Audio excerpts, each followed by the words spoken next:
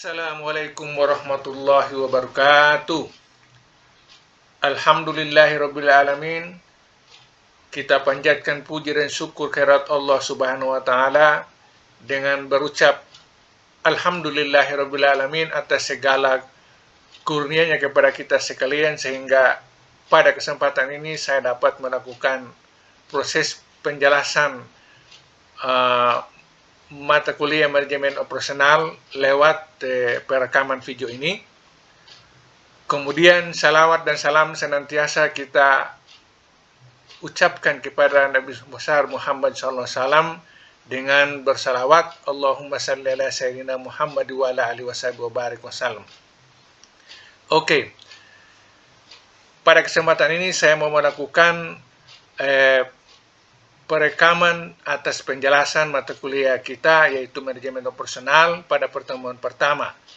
Tentunya pada kesempatan ini saya akan membahas bab pertama, yaitu proses dan produktivitas. Seluruh penjelasan daripada slide-slide yang kemudian nanti kita lihat ini, saya mengangkat atau menukil dari buku pegangan kita, yaitu buku Operation Management atau Manajemen Operasi karangan J. Heiser bersama Barry Render.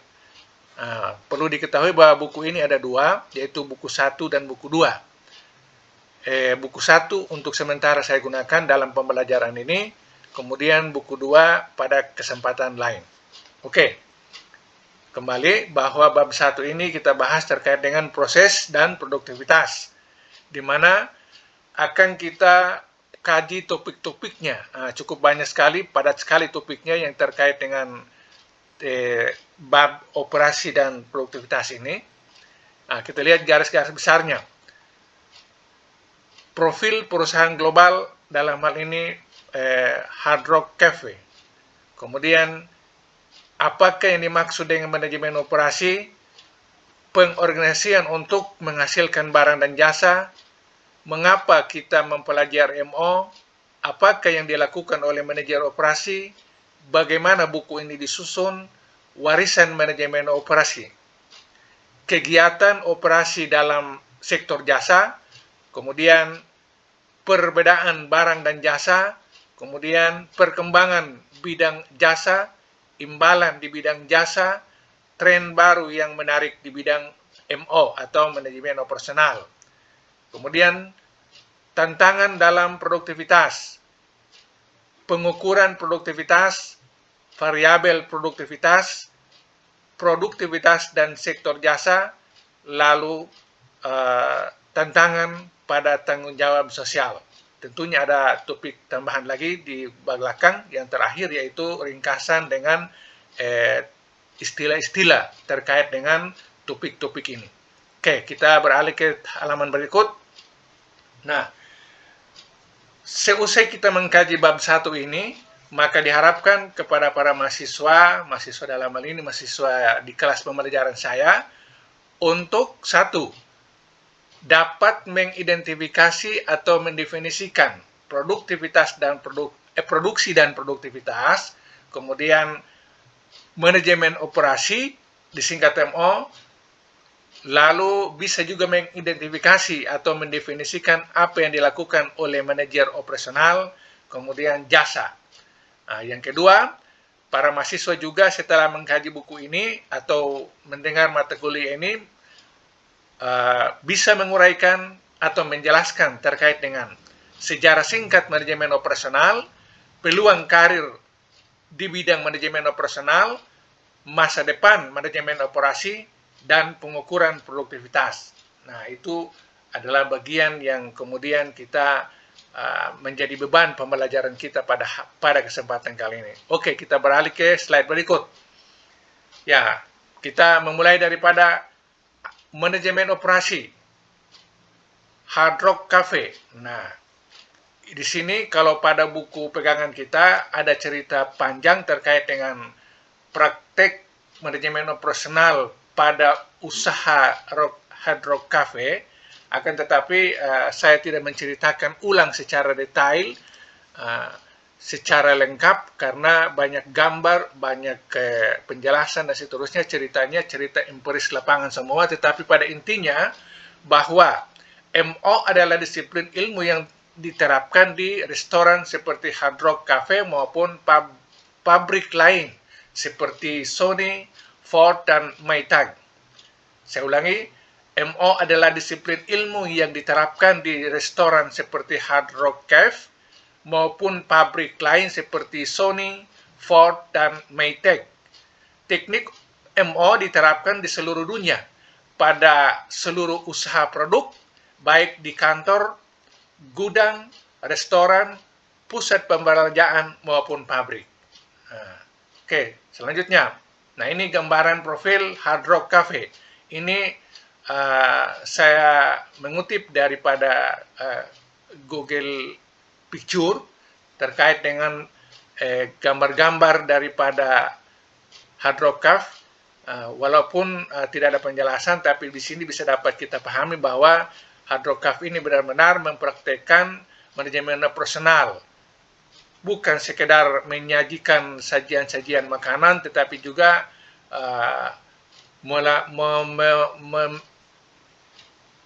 menampilkan suguhan-suguhan musik sehingga para pelanggannya itu bisa tertarik. Nah, Hard Rock Cafe itu didirikan di London, kemudian berpusat di Orlando, dan sudah punya cabang di mana-mana, termasuk di Indonesia, di Jakarta. Saya dapat baca beberapa berita kemarin bahwa Hard Rock yang ada di Jakarta pada bulan April ini, tanggal 30 April 2023, rupanya ditutup. Ditutup artinya bukan gulung tikar, tetapi mereka mungkin pindah tempat. Hard Rock di Jakarta. Selain itu ada di Bali dan seterusnya. Di seluruh negara ada Hard Rock ini. Dia punya cabang di mana-mana. Dia punya core business, yaitu menyuguhkan makanan-makanan ala Amerika, kemudian disuguhkan juga dengan musik-musik keras daripada para musisi-musisi level dunia. Nah, ini sangat luar biasa sehingga memang terkenal di mana-mana. Ini pada penjelasan di buku kita benar-benar mereka mempraktekkan yang namanya MO. Oke, saya kira ini barangkali nanti menjadi bahan bacaan buku yang Anda pegang. Oke, seterusnya topik berikut adalah apakah yang dimaksud dengan manajemen operasi. Nah, manajemen operasi yaitu produksi atau production bermakna proses penciptaan barang dan jasa. Nah, kalau kata produksi itu bermakna proses penciptaan barang dan jasa. Kemudian manajemen operasi yaitu bermakna kegiatan yang berhubungan dengan penciptaan barang dan jasa melalui adanya pengubahan input menjadi output. Nah, untuk penjelasan lebih rinci terkait dengan ini, mungkin Anda baca pada buku kita halaman 4. Halaman 4 di sana dijelaskan secara rinci.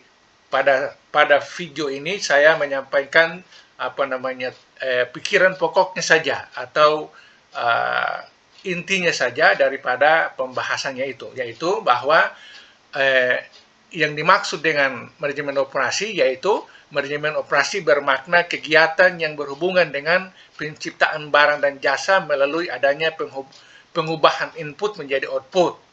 Nah, itu. Oke, selanjutnya kita melihat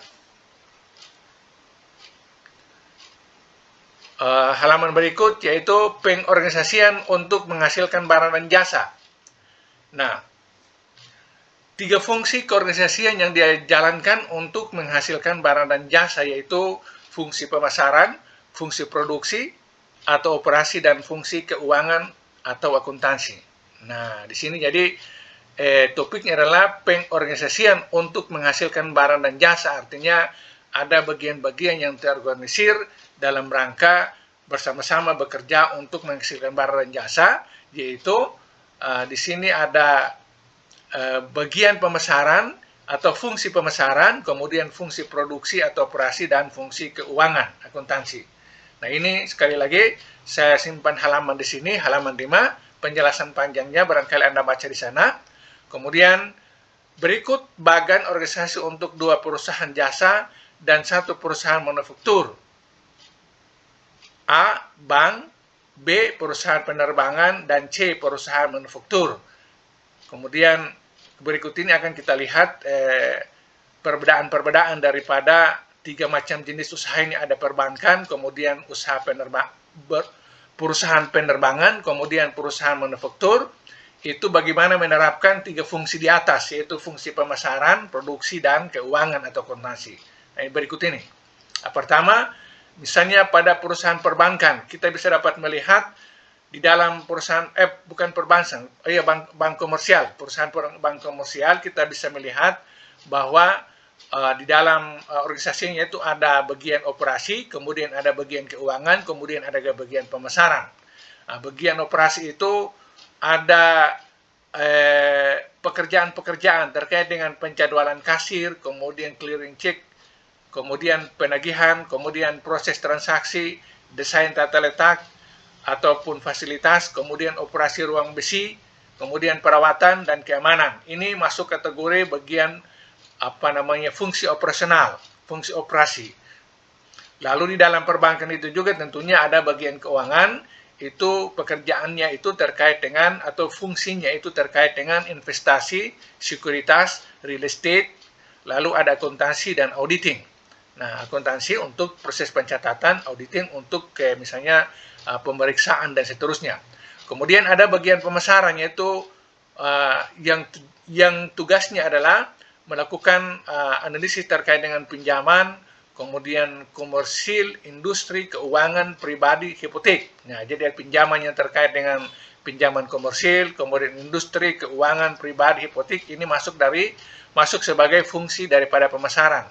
Kemudian di dalam bagian pemasaran juga ada departemen kredit. Nah, departemen kredit ini masuk dalam bagian pemasaran. Nah, ini adalah 3 bagian yang berfungsi di dalam bank komersial yang kemudian menciptakan barang ataupun jasa. Kemudian yang berikut, B-nya adalah perusahaan penerbangan.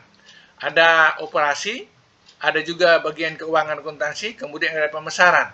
Nah, di sini saya baca bagian operasi, itu pekerjaannya itu ada peralatan pendukung di darat, dalam hal ini sisi darat di kantorannya, kemudian perawatan, kemudian operasi di darat, yaitu masih ada perawatan fasilitas, catering, kemudian ada operasi penerbangan, penjadwalan kru pesawat, penerbangan, kemudian komunikasi dan pengamanan. Lalu ada bagian akuntansi, yaitu akuntansi bekerja untuk di bidang utang usaha, kemudian piutang usaha, kemudian buku besar, lalu kemudian ada keuangan, yaitu dalam rangka pengendalian kas, pertukaran, kemudian pertukaran internasional. Kemudian ada pemasaran, yaitu yang berfungsi untuk di bidang administrasi perdagangan, pemasaran tempat, jadwal, penetapan harga, penjualan dan pengiklanan. Nah, ini maksudnya 3 kotak ini berisi terkait dengan operasi dengan tugas-tugasnya, kemudian keuangan akuntansi dengan tugas-tugasnya, bagian-bagiannya, kemudian pemasaran dengan bagian-bagiannya atau pekerjaan-pekerjaannya, job-jobnya. Ini adalah 3 bagian yang tentunya terorganisir di dalam perusahaan penerbangan yang kemudian mereka bekerja sama untuk menghasilkan yang namanya produk barang ataupun jasa. Kemudian selanjutnya ada perusahaan manufaktur. Ada perusahaan manufaktur juga mirip seperti perusahaan perbankan komersial ataupun perusahaan penerbangan, senantiasa ada bagian operasi, kemudian ada keuangan akuntansi dan pemasaran. Nanti bisa kita lihat bagian operasi itu ada fasilitas berupa ada konstruksi dan perawatan, kemudian produksi dan pengendalian, persediaan, penjadwalan pengendalian bahan baku, jaminan kualitas dan pengendalian mutu, manajemen rantai pasok, manufaktur, peralatan manufaktur, ada peralatan, fabrikasi, perakitan, kemudian ada desain, pengembangan dan desain produk, spesifikasi produk terperinci, kemudian rekayasa industri, kemudian rekayasa industri itu meliputi penggunaan mesin, ruang, dan tenaga kerja yang efisien, lalu ada analisis proses. Kerjanya adalah pengembangan dan pemasangan peralatan dan perlengkapan produk. Itu adalah kerja-kerja daripada bagian operasional atau fungsi operasional dalam usaha perusahaan manufaktur. Nah, kemudian kita lihat keuangan adalah pengeluaran atau kredit, bisa mengurusi urusan piutang usaha, utang usaha, buku besar, lalu kemudian mengelola dana, pasar uang, pertukaran, dalam hal ini pertukaran internasional, kemudian kebutuhan modal berupa penerbitan saham, penerbitan dan penarikan obligasi. Lalu ada bagian pemasaran. Pada kegiatan usaha perusahaan manufaktur ini kerjanya adalah ada aktivitas promosi, iklan, penjualan, dan riset. Nah, itu adalah contoh daripada 3 bagian yang terdapat di dalam setiap organisasi bisnis, yaitu bagian pemasaran, kemudian akuntansi, dengan bagian operasional. Nah, 3 contoh tadi. Oke, kemudian sekarang kita beralih kepada topik berikut, yaitu mengapa kita mempelajari MO. Oke, mengapa kita harus mempelajari MO?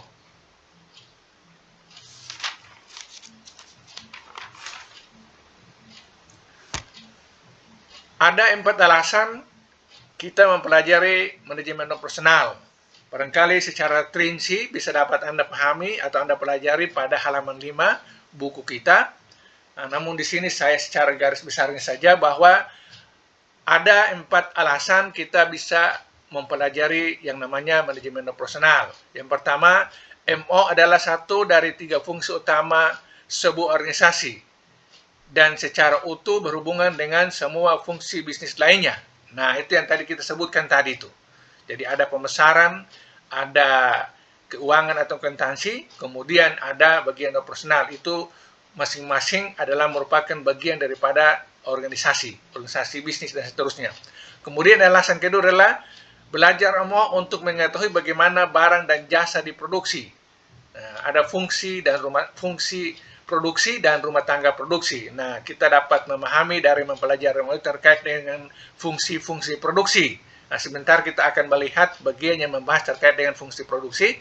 Kemudian kita memahami juga terkait dengan rumah tangga produksi. Dalam hal ini nanti ada kajian terkait dengan supply chain, bicara terkait dengan rumah tangga produksi. Dalam makna mikro adalah supply chain itu. Kemudian nanti ada alasan yang ketiga terkait dengan kenapa harus kita mempelajari MO adalah mempelajari MO untuk memahami apa yang dikerjakan oleh seorang manajer operasi. Nah, itu sangat jelas sekali. Kemudian alasan yang terakhir atau yang keempat adalah mempelajari MO karena bagian ini merupakan bagian yang paling banyak mengeluarkan biaya dalam seluruh organisasi. Nah, itu. Jadi kalau dibandingkan dengan bagian-bagian lain, ternyata bagian operasional itulah bagian yang paling banyak mengeluarkan biaya operasional. Biaya-biaya terkait dengan biaya segala macam itu ternyata lebih banyak ada pada bagian operasional. Itu jadi alasan untuk kita mempelajari yang namanya manajemen operasional. Nah, contoh di bawah ini memperlihatkan perusahaan meningkatkan kontribusi mulai fungsi produksi. Contoh di bawah ini memperlihatkan perusahaan meningkatkan kontribusi melalui fungsi produksi. Ya, oke. Jadi di sini ada cerita terkait dengan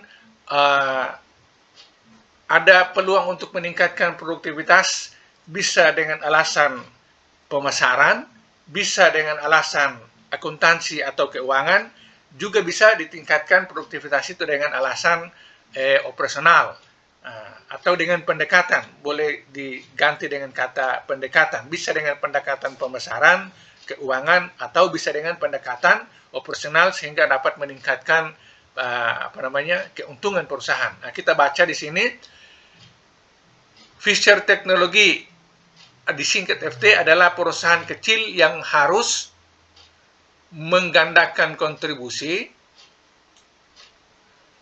terhadap biaya tetap dan laba agar cukup menguntungkan untuk dapat membeli peralatan produksi yang baru.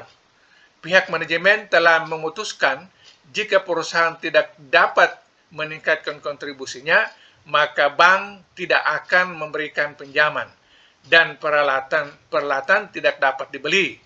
Jika perusahaan tidak dapat membeli peralatan tersebut, maka keterbatasan peralatan yang lama akan memaksa perusahaan untuk hengkang dari dunia bisnis, yang berarti adanya pemutusan hubungan kerja karyawan dan penghematan produksi barang dan jasa kepada para pelanggannya. Ini sebuah cerita dilema yang ketika para manajer diperhadapkan dengan persoalan-persoalan produktivitas.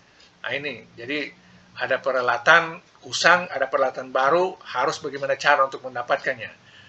Kita lanjut, tabel 1.1, maksudnya di bawah sini, menunjukkan laporan laba rugi laba atau laba rugi sederhana dan 3 pilihan strategis bagi perusahaan. Pilihan pertama adalah melalui pemasaran, di mana manajemen pemasaran yang baik dapat meningkatkan penjualan sebanyak 50%. Dengan adanya 50% peningkatan penjualan, kontribusi meningkat menjadi 71%. Tetapi peningkatan penjualan sebesar 50% sangat sulit dicapai. Dan kemungkinan besar tidak mungkin dapat tercapai. Pilihan yang kedua adalah melalui keuangan atau akuntansi, di mana biaya-biaya dikurangi hingga setengahnya berikut manajemen keuangan yang baik. Tetapi pengurangan biaya sebesar 50% pun masih tetap tidak cukup untuk menghasilkan peningkatan kontribusi yang dibutuhkan. Kontribusi hanya meningkat 21%. Oke, nah sebelum kita lihat tabelnya, kita baca lagi bagian bawahnya karena dia harus kita baca tiga-tiganya, dari sisi pemasarannya, kemudian keuangannya, lalu bagian berikut terkait dengan MO-nya. Pilihan yang ketiga adalah MO, di mana manajemen mengurangi biaya produksi 20% yang memberikan peningkatan kontribusi hingga 114%. Dalam kondisi ini, perusahaan dapat meningkatkan kontribusi dari $10.500 menjadi $22.500, sehingga kini pihak bank bersedia meminjamkan dana tambahan untuk feature teknologinya. Nah, dari cerita ini artinya para manajer jika ingin meningkatkan pendapatan dari sisi kebijakan pada bidang pemasaran, itu tidak bisa mengatasi masalah. Kemudian di bidang keuangan misalnya melakukan penghematan sana-sini juga tidak bisa mengatasi masalah yang dihadapkan. Sehingga tinggal satu solusi, yaitu melakukan manajemen di bidang operasional sehingga terjadi ada keuntungan. Nah, bisa dapat kita lihat di sini, di tabel sini, ini ada laporan keuangannya. Laporan keuangan kondisi saat ini, kondisi artinya kondisi sebelum melakukan strategi peningkatan tadi. Ini ada pengeluaran, ada transaksi berupa penjualan, kemudian harga pokok penjualan, kemudian laba kotor, kemudian biaya keuangan, kemudian subtotal, pajak 25%, dan kontribusi. Masing-masing untuk kondisi saat ini sebelum dilakukan strategi, kemudian setelah dilakukan strategi, misalnya di bidang pilihan pemasaran, maka terjadi ada peningkatan kenaikan keuntungan dari 10.500 menjadi 18.500. Kemudian dilakukan juga pilihan kedua, yaitu peningkatan di bidang penghematan keuangan, menyebabkan ada kenaikan laba atau kontribusi sebesar naik menjadi 12.750. Kemudian kita lihat pada bidang MO-nya dilakukan perbaikan pada bidang MO-nya, ternyata bisa dapat menyumbang kontribusinya itu dari 10.500 naik menjadi 22.000. Itu artinya dari 3 strategi ini ternyata di bidang MO lebih banyak memberikan kontribusi keuntungan bagi perusahaan, sehingga yang tadinya ada permasalahan misalnya bisa jadi bangkrut, itu kembali melakukan aktivitas bisnisnya karena ada keuntungan yang kemudian bisa dialokasikan untuk menjadi jaminan pinjaman perusahaan, pinjaman perbankan, lalu kemudian pengadaan peralatan-peralatan dan seterusnya. Oke, ada penjelasan yang di bawah ini sesungguhnya maknanya sama seperti yang dibaca tadi, bahwa misalnya penjualan itu 50%, dapat 7.500, itu 18.000 kurang 18.000 kurang 10.500 sama dengan 700. Itu artinya ada kenaikan sebesar 70%. Kemudian yang berikut ini adalah keuangan sebesar 5%, artinya 12.750 kurang 10.500 sama dengan 2.250, artinya ada kenaikan 21%. Atau yang di sini. Kemudian yang ketiga adalah pengurangan biaya produksi sebesar 20%, itu menyebabkan adanya kenaikan 12.000 atau 114%. 12.000 didapat dari 22.500 kurang 10.500. Nah itu. Nah, jadi yang kalau dalam kurung itu berarti untuk pemasarannya itu 7.500 per 10.500 sama dengan 71%. 2.250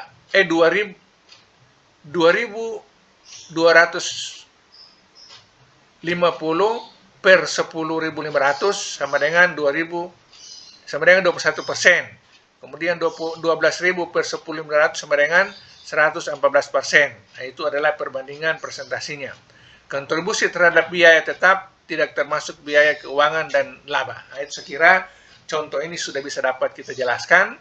Anda boleh mengulang-ulang, baik baca langsung ataupun penjelasan melalui video ini. Oke.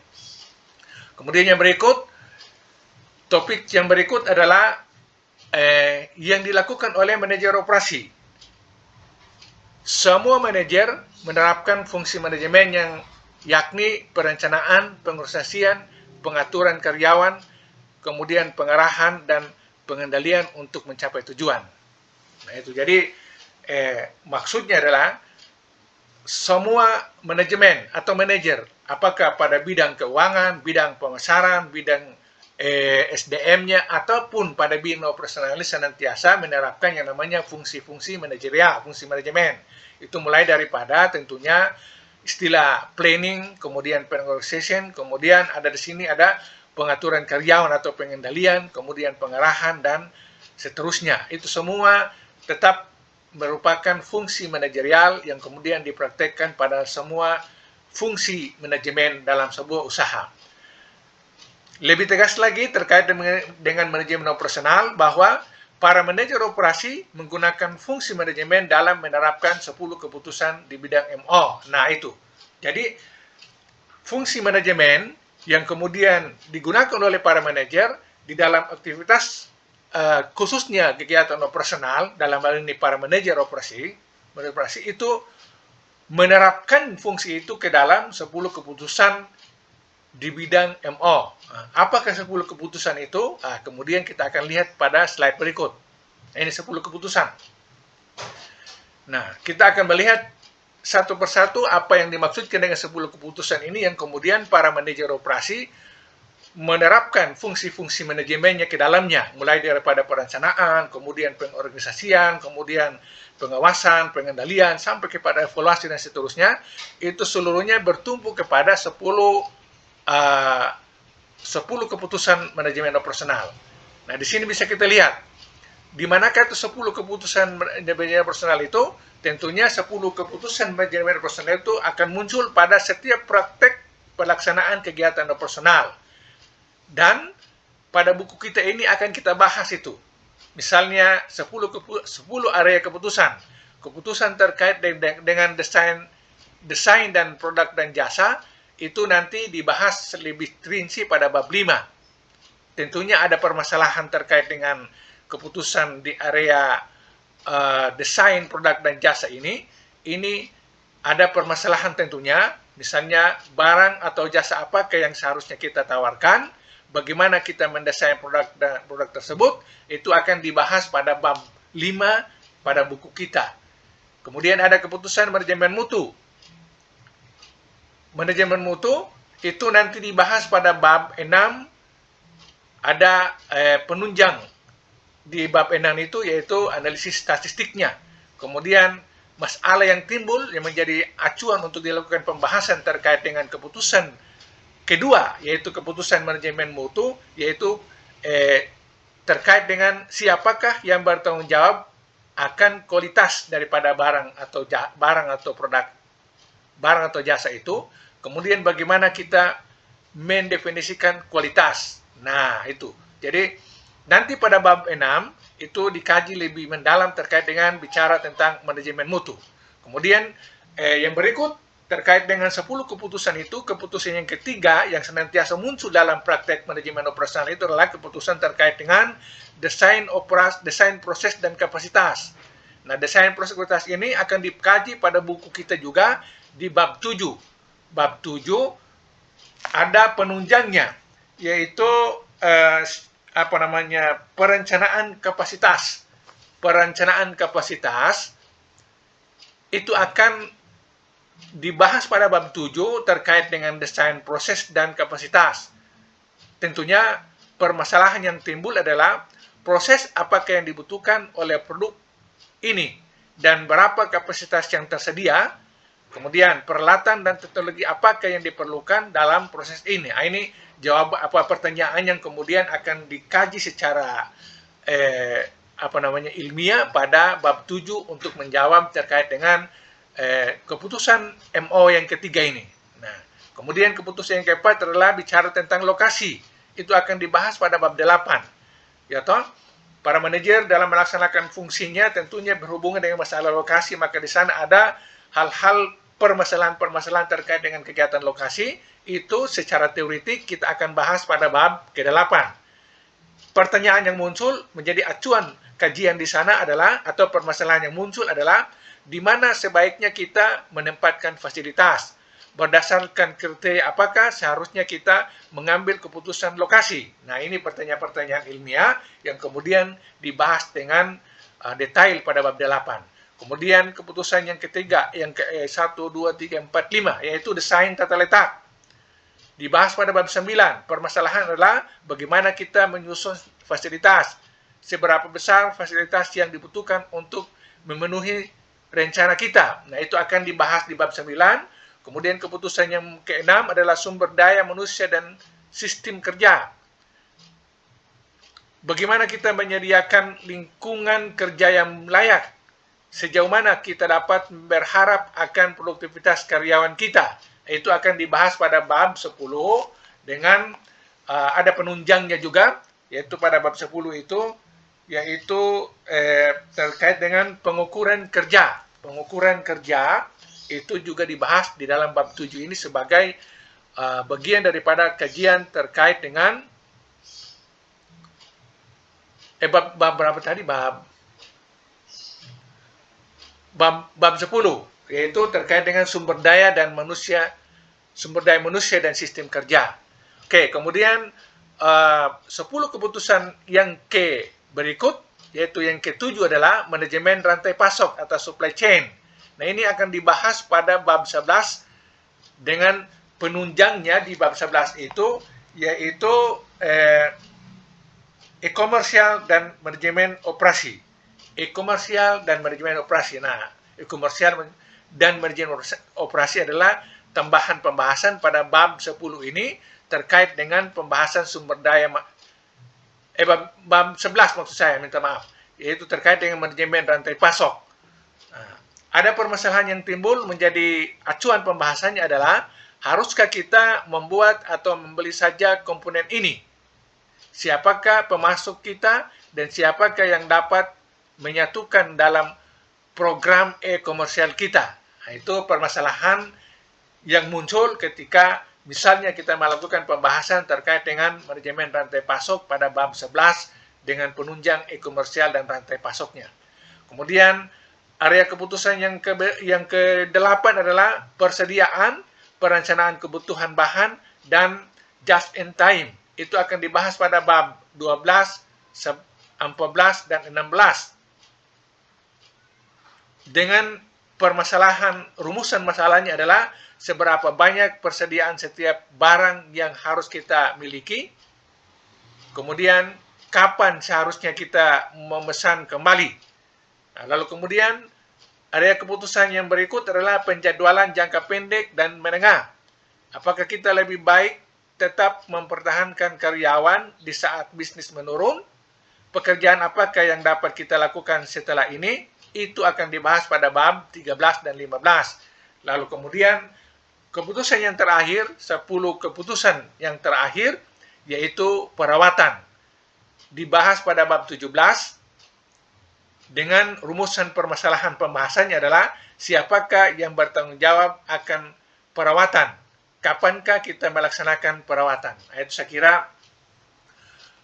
10 keputusan MO yang kemudian bagi seorang manajer harus melihat secara jeli bagaimana untuk menerapkan fungsi-fungsi manajemennya terkait dengan 10 keputusan itu. Ya toh? Nah, ini nanti secara akademik kita kaji pada bab-bab di buku ini selanjutnya, seperti yang sudah dijelaskan di sini. 10 keputusan berstrategi, ada desain barang dan jasa, kemudian mengelola kualitas, strategi proses, kemudian strategi lokasi, strategi tata letak, sumber daya manusia, manajemen rantai pasok, manajemen persediaan, penjadwalan dan pemeliharaan. Ini adalah ringkasan daripada apa yang tertuang di dalam tabel ini, dan saya berharap Anda bisa mengulangi. Intinya di sini adalah setiap para manajer operasional itu dalam melaksanakan fungsi tugas-tugasnya tentunya akan berhadapan dengan persoalan-persoalan ini, maka harus para manajer itu memahami dengan baik. Anda sebagai manajer di suatu pekerjaan terkait dengan kegiatan operasional, maka harus permasalahannya bisa dapat Anda pahami, pemetaan masalahnya, kemudian pembuatan keputusannya tepat. Bagaimana caranya akan dibahas pada bab-bab berikutnya. Oke, saya kira seperti begitu. Kemudian berikutnya, topik berikutnya adalah bagaimanakah buku ini disusun? Ya, buku yang kita kaji ini dipertanyakan bagaimana cara disusunnya. Nah, kita akan baca 10 keputusan MO yang diperlihatkan pada tabel 1.2 di atas, yang barusan kita selesai bahas tadi, adalah aktivitas yang perlu dilakukan oleh manajer operasi. Buku ini disusun seputar permasalahan yang berkaitan dengan 10 keputusan itu. Pada buku ini akan mendiskusikan 10 permasalahan tersebut dengan mengemukakan alat bantu para manajer dalam mengambil keputusan. Juga akan mempertimbangkan dampak keputusan terhadap strategi produktivitas perusahaan. Nah, itu. Jadi, ini mempertegas lagi terkait dengan apa yang saya jelaskan tadi pada pembahasan 10 keputusan di setiap bab tadi. Itu adalah model penyusunan buku ini. Ya toh, jadi 10 buku ini, 10 keputusan MO ini akan dikaji secara terpisah pada tiap-tiap buku. Tentunya di dalam itu akan ada formula-formula, ada rumus-rumus, ada hitungan-hitungan, ada kajian-kajian yang memberikan solusi kepada para manajer bagaimana mengambil keputusan yang strategis terkait dengan kegiatan operasionalnya, sehingga betul-betul tercipta yang namanya itu produktivitas perusahaan yang baik. Oke. Kemudian yang berikut adalah di manakah peluang kerja di bidang MO. Nah, ini. Jadi kita mempelajari MO ini tentunya punya harapan adalah ketika misalnya di lapangan nanti ada harapan kita bisa dapat pekerjaan terkait dengan bidang ini. Maka muncul pertanyaan di manakah peluang kerja di bidang MO. Nah, ada penjelasan. Sekitar 40% dari seluruh pekerjaan yang tersedia adalah di bidang MO. Gambar 1.2 menunjukkan beberapa peluang kerja yang ada sekarang bagi seseorang memilih karir di bidang MO. Nah, ini gambar 1 dan 2 itu maksudnya yang barusan tadi kita bahas, yaitu ataupun mungkin ada gambar setelah ini, itu menunjukkan terkait dengan area di mana munculnya peluang-peluang pekerjaan bagi orang yang ingin berkarir di bidang MO. Nah, di sini ada pernyataan bahwa 40% dari seluruh pekerjaan dalam sebuah perusahaan itu seluruhnya itu terkait dengan kegiatan operasional manajemen.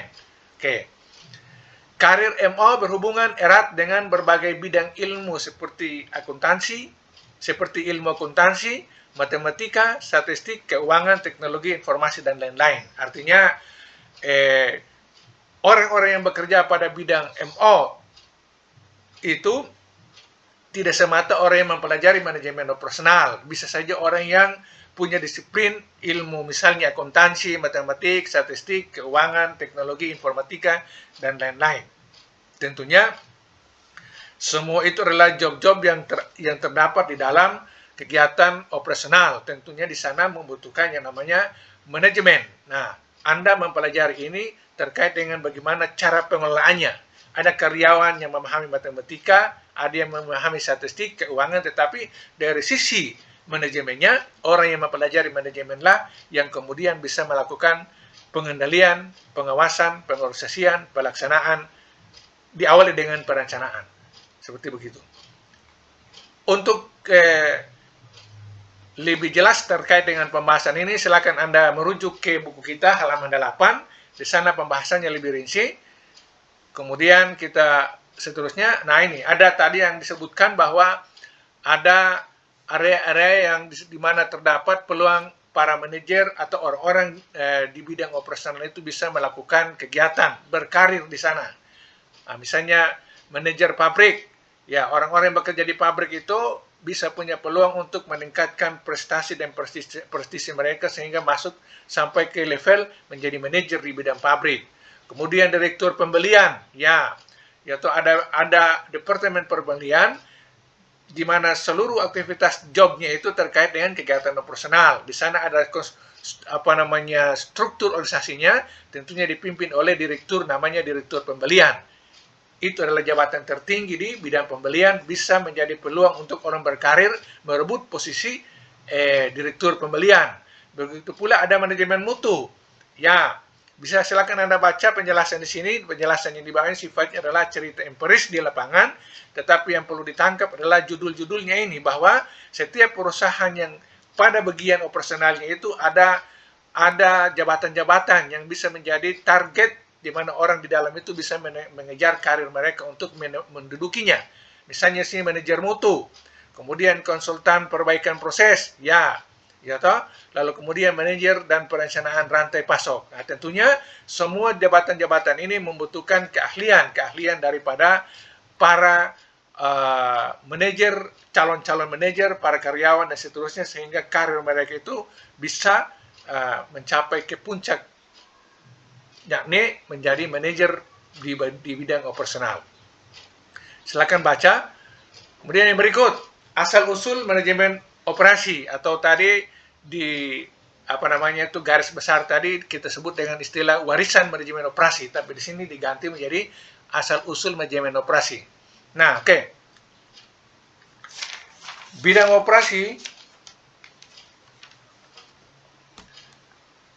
bidang manajemen operasi masih terbilang mudah, namun sejarahnya amatlah kaya dan menarik. Peningkatan kehidupan kita dan juga disiplin ilmu MO disebabkan adanya inovasi dan sumbangan pemikiran banyak orang. Ya, itu. Jadi, manajemen operasional ini dia menjadi sebuah ilmu yang kemudian dipelajari di mana-mana, itu karena sumbangsi daripada banyak orang. Dalam hal ini banyak praktisi, kemudian juga banyak ilmuwan yang ada pada bidang operasional ini. Berikut adalah orang-orang yang berjasa tersebut dan ringkasan aktivitas penting dalam manajemen operasional di bawah ini. Nah, nanti penjelasan lebih rinci silakan merujuk ke halaman 9. Orang-orang yang berjasa di bidang manajemen operasional itu ada Eli Whitney pada tahun 1800, kemudian Frederick W. Taylor 1881 bersama rekannya yaitu Henry L. Gantt, Frank dan Lillian Gilbert. Kemudian yang ketiga adalah Henry Ford dan Charles Sorensen pada tahun 1913. Kemudian Walter Sweetheart 1924. Kemudian yang terakhir W. Edwards Deming 1950. Nah, ini kalau pada buku kita itu menjelaskan terkait dengan peran daripada tiap-tiap orang-orang yang berperan ini, yang memberikan sumbangsi terhadap berkembangnya manajemen, khususnya manajemen operasional. Ada keterangan di sana, karena panjang saya tidak bisa mengulas, cuma cukup saya sampaikan orang-orang yang berperan terkait dengan berkembangnya ilmu manajemen, khususnya manajemen operasional.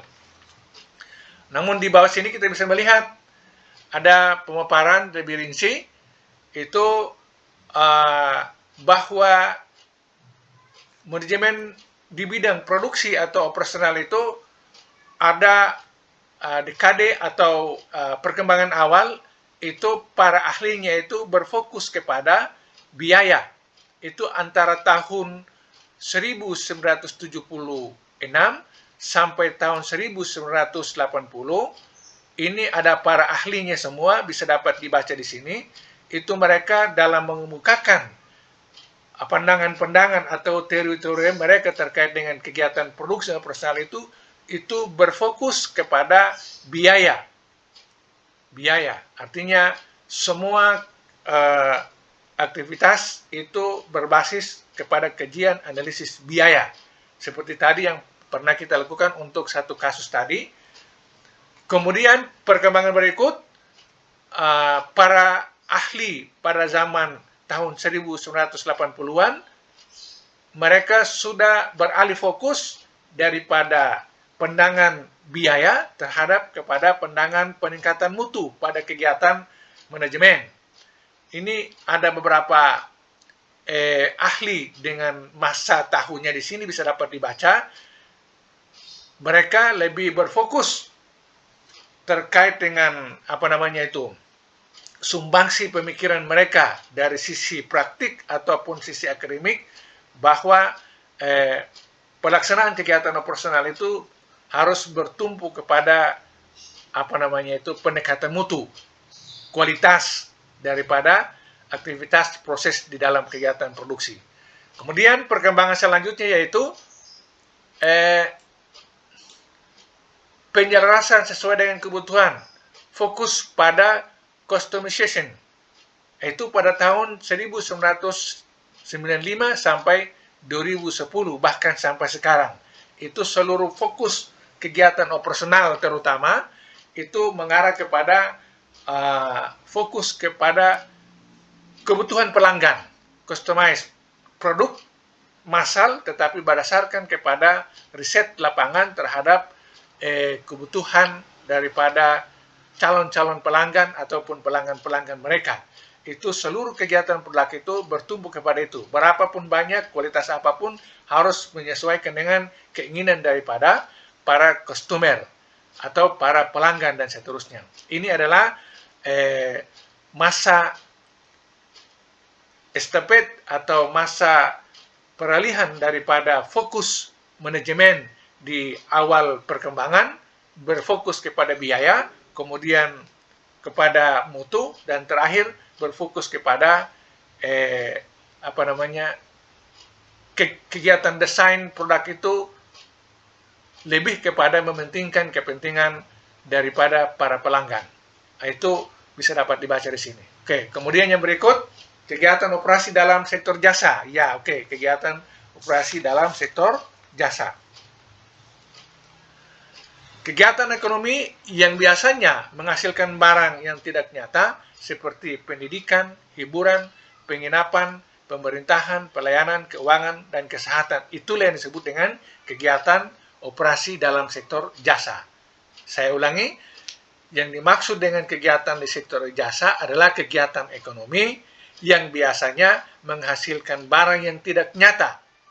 Seperti misalnya pendidikan, aktivitas pendidikan itu menghasilkan misalnya orang pintar tidak kelihatan. Kemudian ada bidang hiburan. Nah, hiburan itu orang tidak bisa dapat melihat secara wujud apakah seseorang itu sudah terhibur atau tidak.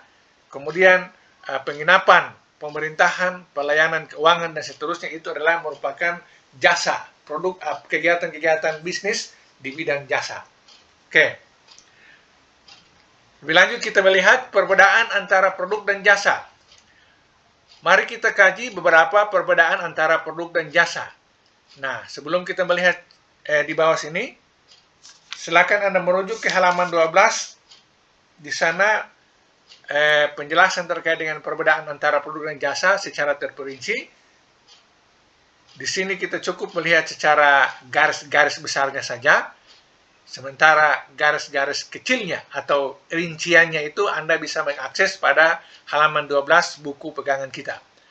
Oke, saya ulangi, perbedaan antara produk dan jasa. Mari kita kaji beberapa perbedaan antara produk dan jasa. Jasa biasanya tidak nyata. Jasa biasanya tidak nyata. Contohnya, pembelian sebuah perjalanan antara dua kota terhadap bangku kosong pesawat sebagai lawan dari barang yang nyata. Nah, itu contohnya. Kemudian, jasa biasanya diproduksi dan dikonsumsi secara langsung.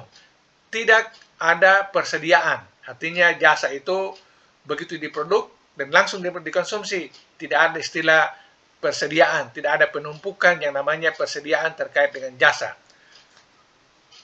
Ya toh? Bisa dapat diakses contohnya ada pada halaman 12 di buku kita, yaitu misalnya salon kecantikan memproduksi pemotongan rambut yang langsung dikonsumsi. Nah, tidak ada potong rambut itu, ada stoknya. Yang stok itu barangkali rambut yang dipotong. Kemudian, atau dokter yang melaksanakan operasi yang merupakan aktivitas produksi yang langsung dikonsumsi oleh pasiennya. Nah, itu contoh daripada jasa biasanya diproduksi dan dikonsumsi secara langsung, tidak ada persediaan. Kemudian berikut juga adalah jasa bersifat khas. Jasa itu bersifat khas, contohnya perpaduan dalam perlindungan keuangan Anda, seperti ketentuan aturan investasi dan polis asuransi, mungkin tidak sama dengan milik orang lain sebagaimana prosedur kesehatan atau potongan rambut Anda tidak persis sama dengan orang lain. Nah, itu maksudnya jasa bersifat khas itu artinya perlakuannya itu khusus, seperti misalnya asuransi. Kemudian jasa memiliki interaksi yang tinggi dengan pelanggan. Jasa sulit untuk distandarisasi. Ya. Kemudian jasa mempunyai definisi produk yang tidak konsisten. Ya, jasa itu sulit untuk ditebak. Apakah itu suatu barang itu dilihat dari sisi jasanya atau dari sisi barangnya. Itu nanti sebentar kita lihat pada sebuah tabel terkait dengan itu. Terkait dengan jasa mempunyai definisi produk yang tidak konsisten. Selanjutnya, jasa sering berdasarkan pada pengetahuan. Ya, jasa sering berdasarkan pada pengetahuan. Seperti pada jasa pendidikan, kesehatan, hukum, dan seterusnya. Kemudian, jasa seringkali tersebar. Jasa itu seringkali tersebar di berbagai tempat. Penyebaran ini terjadi karena jasa biasanya diberikan kepada klien atau pelanggan melalui kantor setempat, misalnya toko pengecer atau bahkan panggilan ke rumah. Nah, itu yang dimaksud dengan jasa seringkali tersebar, tidak berfokus atau punya tempat terpusat sehingga pelayanan itu bisa orang bilang panggilan untuk melakukan sesuatu pekerjaan. Itu di sini yang disebut dengan jasa seringkali. Sering tersebar. Oke. Tabel berikut memberikan beberapa perbedaan lain antara barang dan jasa. Nah, tabel ini memberikan perbedaan daripada barang dan jasa. Di sini kita bisa melihat ciri-ciri barang, dalam hal ini produk yang nyata, kemudian ada ciri-ciri jasa, yaitu produk yang tidak nyata.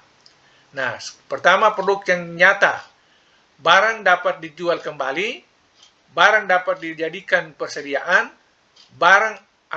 beberapa aspek kualitas dapat diukur, penjualan berbeda dari produksi, barang dapat dipindahkan, lokasi fasilitas sangat mempengaruhi biaya, mudah dibuat secara otomatis, penghasilan dihasilkan dari barang nyata. Nah, itu ciri daripada barang nyata. Kemudian ciri daripada jasa atau produk yang tidak nyata adalah penjualan kembali tidak bisa dilakukan. Ya toh, Anda habis gunting rambut, apakah rambut yang Anda gunting itu bisa dijual kembali? Anda selesai melakukan pengobatan operasi misalnya, apakah setelah itu Anda menjual kembali operasi Anda? Kan tidak mungkin. Kemudian banyak jasa tidak dapat disimpan. Ya, seperti tadi. Banyak aspek kualitas sulit untuk diukur. Ya, jasa itu sulit untuk diukur kualitasnya. Penjualan sering kali merupakan bagian dari jasa. Ya, penjualan itu sering kali merupakan bagian daripada jasa. Kemudian penyedia jasa bukan jasanya, biasanya dapat dipindahkan. Penyedia jasa bukan jasanya, biasanya dapat dipindahkan. Misalnya gunting rambut, bukan guntingnya yang jasanya, tapi barang yang digunakan dalam melakukan pelayanan jasa itu bisa dipindahkan. Apakah itu peralatan kosmetik, peralatan misalnya cukur rambut dan seterusnya, itu bisa dipindahkan, tetapi cukurnya itu tidak bisa dipindahkan. Lokasi fasilitas penting untuk hubungan dengan pelanggan.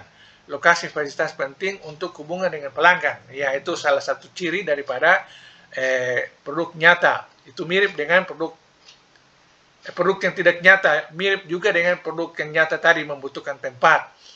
Jasa sering kali sulit untuk dibuat secara otomatis. Ya, tidak ada kegiatan jasa itu bisa diatur, dikerjakan secara otomatis. Semua kebanyakan dilangsungkan atau dikerjakan secara manual. Penghasilan dihasilkan dari jasa yang tidak nyata. Penghasilan dihasilkan dari jasa yang tidak nyata. Ya, penghasilan yang didapat itu dari sesuatu yang tidak nyata. Nah, itu maksudnya. Jasa murni, yakni jasa yang tidak menyertakan barang yang nyata. Hampir semua barang menyediakan jasa dan sebaliknya. Ya, jasa murni, ada istilah jasa murni, yaitu jasa yang tidak menyertakan barang yang nyata. Hampir semua barang menyediakan jasa dan sebaliknya. Hampir semua jasa menyediakan tersedia atau terhubung dengan barang. Gambar berikut menunjukkan rentang jasa dalam suatu barang dan sebaliknya. Nah, ini gambar ini.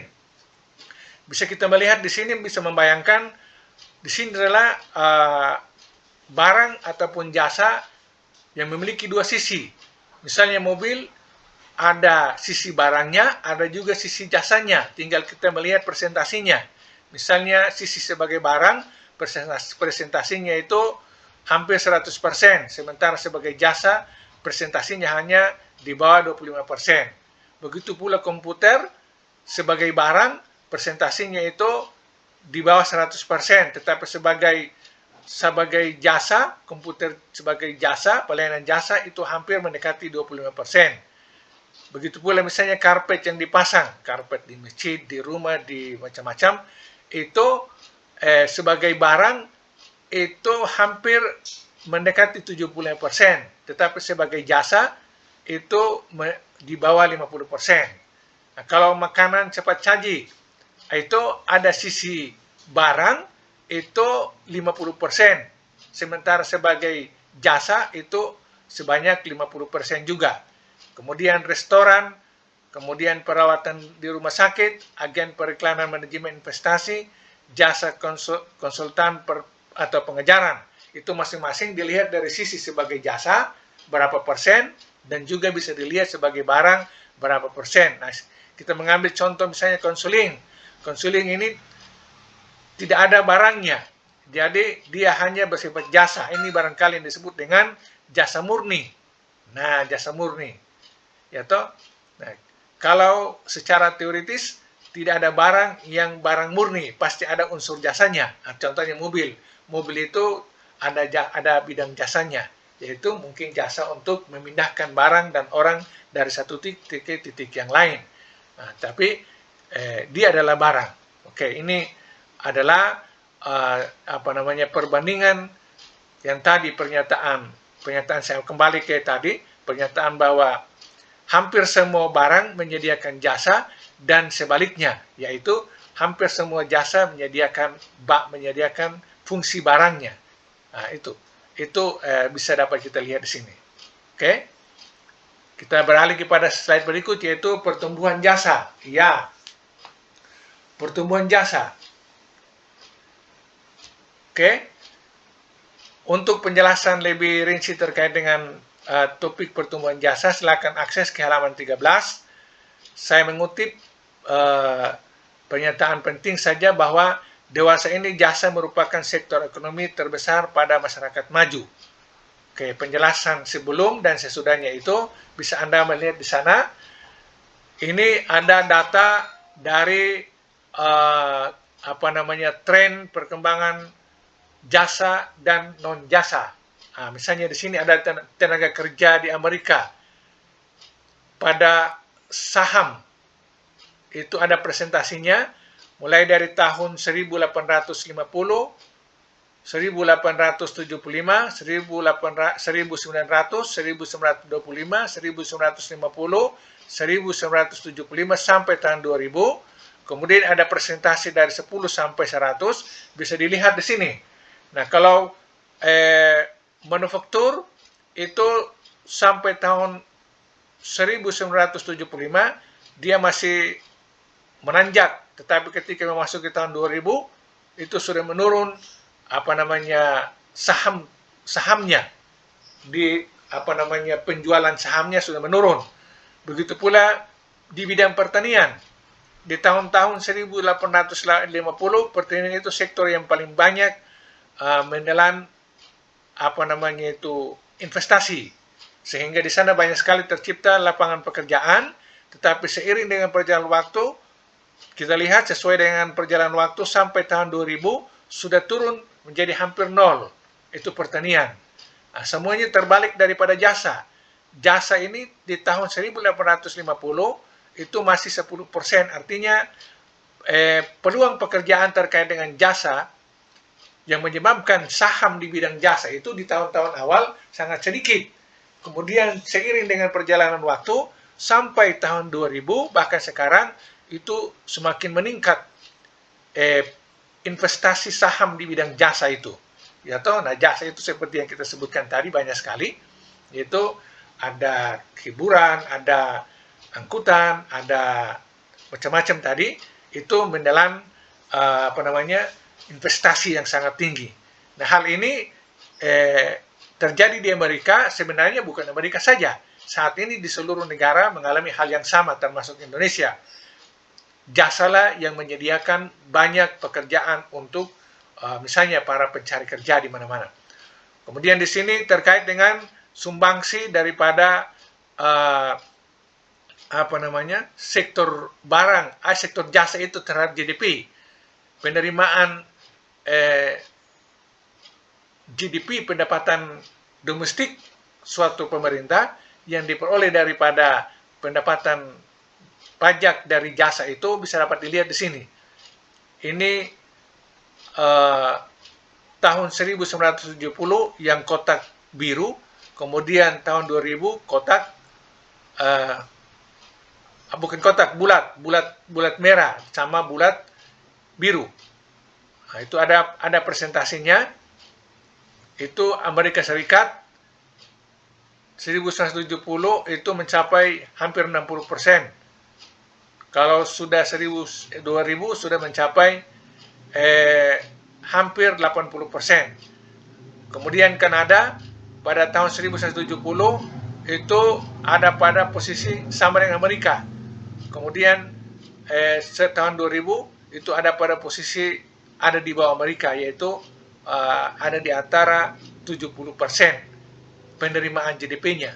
Jadi ini penerimaan GDP, presentasi GDP yang berasal daripada jasa dari tiap-tiap negara yang kelihatan di sini. Oke.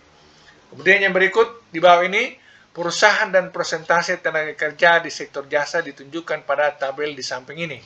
Nah, ini contoh penyerapan tenaga kerja pada sektor jasa ataupun sektor non-jasa.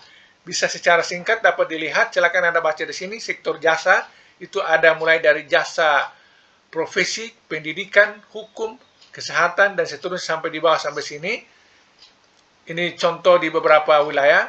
Ini menyerap tenaga kerja itu sebanyak 75%. Sementara kalau di bidang non-jasa, seperti misalnya sektor manufaktur, kemudian sektor konstruksi, pertanian, dan seterusnya ke bawah, itu menyerap tenaga kerja sekitar 24,6%. Artinya, di sini menunjukkan bahwa memang perkembangan jasa itu sangat tinggi di setiap negara. Penyerapan tenaga kerja di bidang jasa itu dari tahun ke tahun semakin meningkat sesuai dengan perkembangan zaman. Apalagi sekarang ditunjang dengan teknologi, informasi, internet, dan seterusnya, itu tercipta pekerjaan-pekerjaan sektor jasa itu ada di mana-mana. Baik yang disediakan oleh misalnya pemerintah pemerintah ataupun sektor publik, sektor swasta. Itu maksud saya. Oke, kita berpindah kepada topik berikut, yaitu pendapatan di sektor jasa.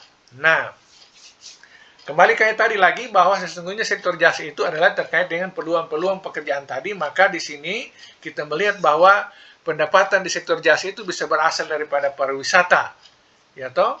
Pariwisata itu di dalamnya ada hotel, ada penginapan, ada macam-macam terkait dengan kegiatan pariwisata itu, ada kulinernya dan seterusnya. Itu adalah merupakan sumber pendapatan daripada sektor jasa pariwisata. Nah, baik para pebisnisnya ataupun dalam hal ini misalnya pemerintah sebagai sumber pajak. Kemudian ada kesehatan, kemudian keuangan, kemudian teknologi informasi, hiburan, transportasi, pendidikan, layanan profesional, layanan kebersihan, dan lain-lain. Ini adalah sumber-sumber atau pekerjaan-pekerjaan, jenis-jenis pekerjaan yang bisa dapat menjadi sumber pendapatan di sektor jasa. Oke, ini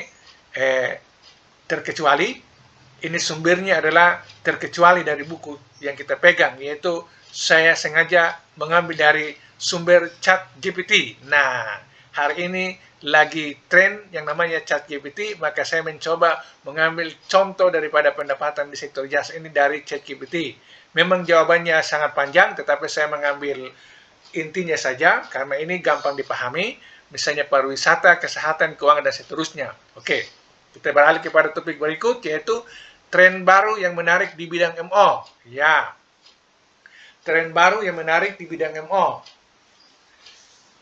Kembali lagi saya ingatkan, untuk kerincian dari penjelasan tren baru yang menarik di bidang itu bisa Anda akses di halaman 15 di buku pegangan kita, halaman 15. Oke.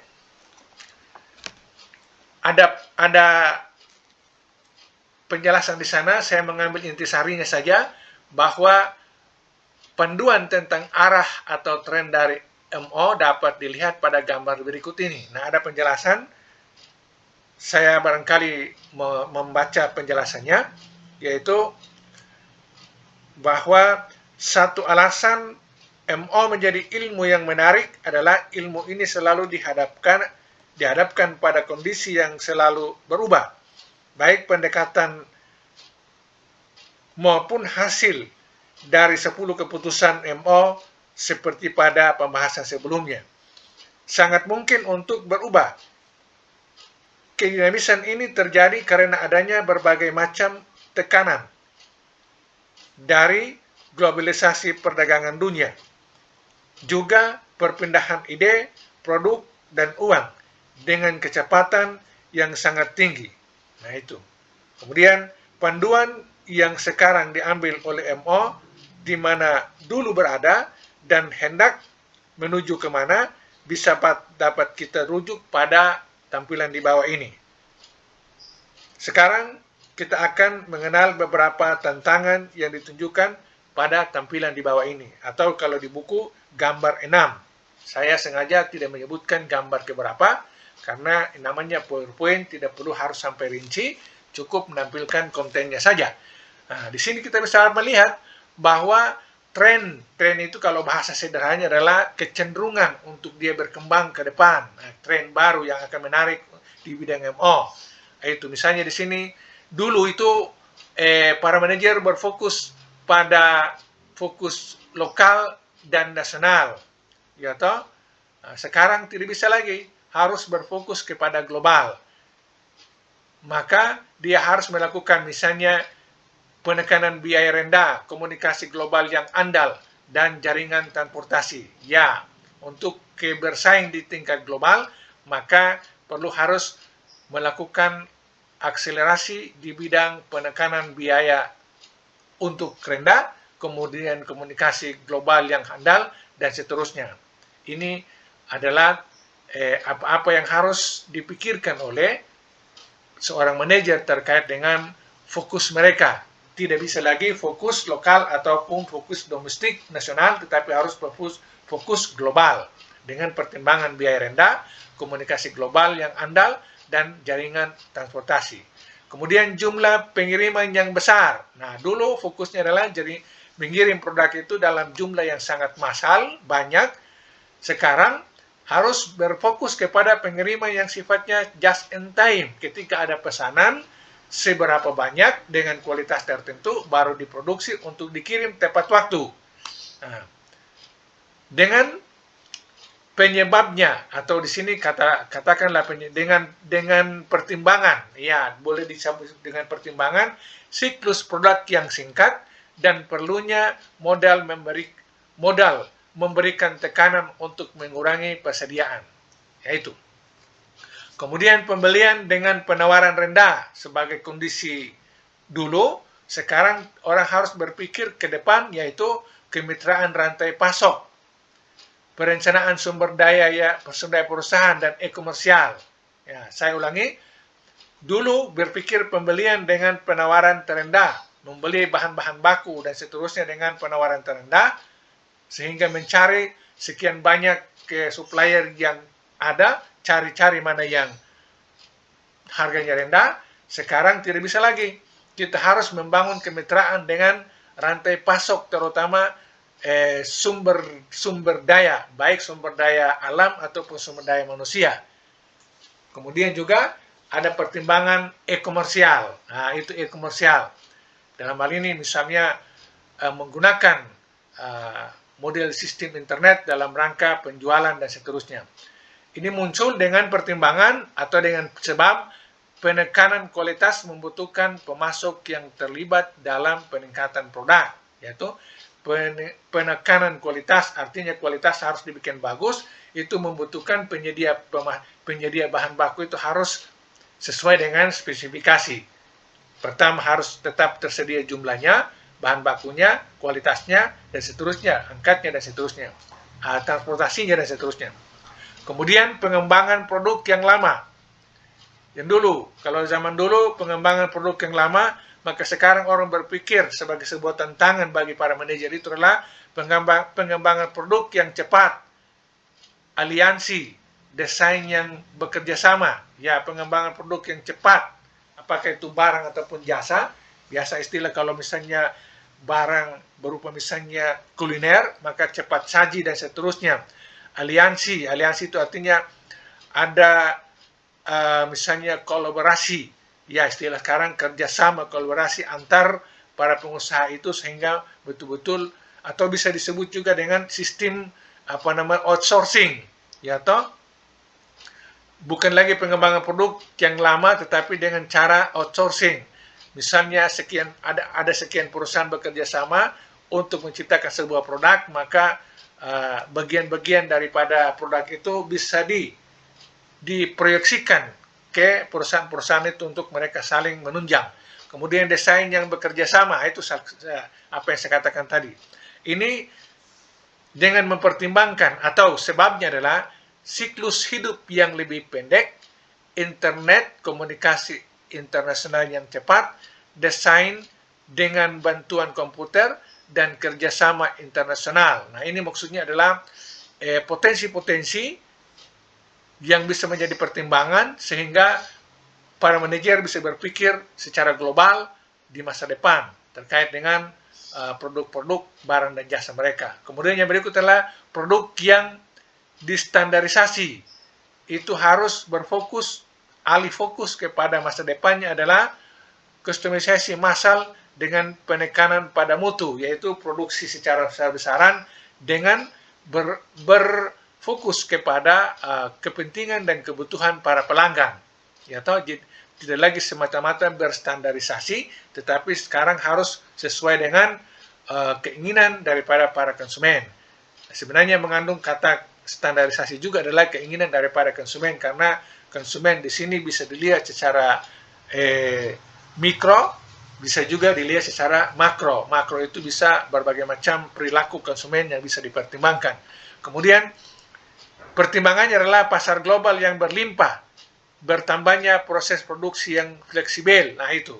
Jadi ini adalah peluang-peluang yang kemudian menjadi sebuah tantangan, peluang yang sekaligus menjadi tantangan bagi para manajer untuk beralih daripada produksi yang bersifat terdesentralisasi kepada produk berdasarkan kustomisasi massal. Kemudian yang berikutnya adalah spesialisasi pekerjaan. Dengan tersedianya atau sebagai penyebabnya adalah berubahnya sosial budaya pergaulan, meningkatnya masyarakat yang syarat informasi dan pengetahuan, maka para manajer dituntut untuk berubah daripada spesialisasi pekerjaan kembali kepada pemberdayaan pekerja, tim, dan perampingan produksi. Nah, nanti ada pembahasan terkait dengan misalnya total quantity management atau TQM, itu akan dikaji dengan ini, dibahas terkait dengan ini. Pemberdayaan pekerja, artinya para personil itu betul-betul seluruh kemampuan yang melekat atau yang terpendam dari diri mereka tidak lagi dilihat satu sisi seperti yang disebut dengan spesialisasi, tetapi semua kemampuannya digunakan, baik secara individu, secara tim, ataupun secara manajemen. Kemudian dilakukan perampingan produksi, ya. Kemudian terakhir adalah fokus pada biaya rendah. Nah, tadinya itu para manajer dalam rangka mengejar profit keuntungan, seperti awal-awal tadi kita bahas, itu bisa melakukan strategi penekanan biaya atau biaya rendah. Sekarang tidak bisa lagi untuk maju kepada global masa depan, maka di sini sebagai pemicunya adalah permasalahan lingkungan. ISO 14000, kemudian meningkatnya biaya pembuangan limbah dan seterusnya. Itu menyebabkan pengeluaran bertambah banyak, ada biaya operasional, biaya non-operasional, biaya tak terduga dan seterusnya, biaya lingkungan, biaya CSR dan seterusnya. Itu sehingga menjadi sebuah tantangan, orang tidak bisa lagi melakukan yang namanya penekanan biaya, harus berfokus ke depan, yaitu di sini dituliskan produksi yang peka terhadap lingkungan, ramah lingkungan, bahan yang dapat didaur ulang, kemudian manufaktur kembali. Manufaktur atau pabrikasi kembali. Nah, itu maksudnya para manajer tidak lagi berpotongan kepada bagaimana menekan biaya sebesar-besarnya, tetapi harus memikirkan terkait dengan sebab-sebabnya, yaitu sebab yang ada di sini, permasalahan lingkungan, kemudian standarisasi ISO 14000, itu standar internasional terkait dengan kegiatan produksi, kemudian peningkatan biaya pembuangan limbah dan seterusnya. Ini adalah penjelasan terkait dengan tren baru yang menarik di bidang MO. Mungkin secara garis besarnya di sini ada bagian di sini, di bawah sini tulisan dulu, itu situasi dulu, kemudian para manajer harus berpikir ke masa depan, yaitu melihat apa-apa yang ada pada desain dengan pertimbangan, alasan, atau katakanlah peluang-peluang yang muncul untuk bisa berpikir ke depan. Itu adalah seperti yang tertulis di bawah tulisan penyebab ini. Penyebab ini sebenarnya sebagai peluang. Penyebab ini sebagai peluang untuk para manajer berpikir masa depan, merubah pola pikir yang lama. Tentunya seluruhnya itu tetap berfokus kepada apa yang kita singgung tadi di awal tadi, yaitu terkait dengan 10 keputusan MO pada tiap bidang-bidang itu. supaya lebih bagus, kita akan jelaskan itu pada bagian-bagian selanjutnya. Oke. Tantangan yang dinamis bagi manajemen operasi. Tantangan yang dinamis bagi manajemen operasi. Ini sebenarnya kesimpulan dari apa yang saya jelaskan di tabel tadi. Bukan kesimpulan, tapi semacam garis-garis besarnya saja. Namun saya sarankan kembali lagi bahwa untuk melihat rincinya itu silakan Anda merujuk kepada buku kita pada halaman 16 terkait dengan tantangan yang dinamis bagi manajemen operasi. Ini bukan merupakan bagian judul daripada judul secara umum, tetapi judul untuk mewakili pembahasan pada tabel yang barusan selesai kita bahas. Nah, tantangan yang dinamis yang dikaji tadi itu pertama ada pada fokus global, kemudian kinerja just in time, kemudian bersekutu dengan rantai pasok, kemudian pengembangan produk yang cepat, kemudian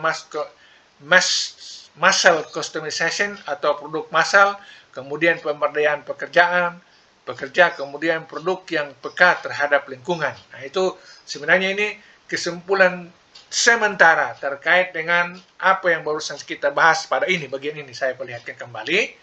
Ini kita bahas tadi, kemudian kita simpulkan bahwa ternyata tantangan yang dimaksudkan tadi adalah ada pada ini. Fokus kepada global, bukan lagi lokal, nasional, kinerja just in time, produk berdasarkan pesanan, kemudian bersekutu dengan rantai pasok, tidak lagi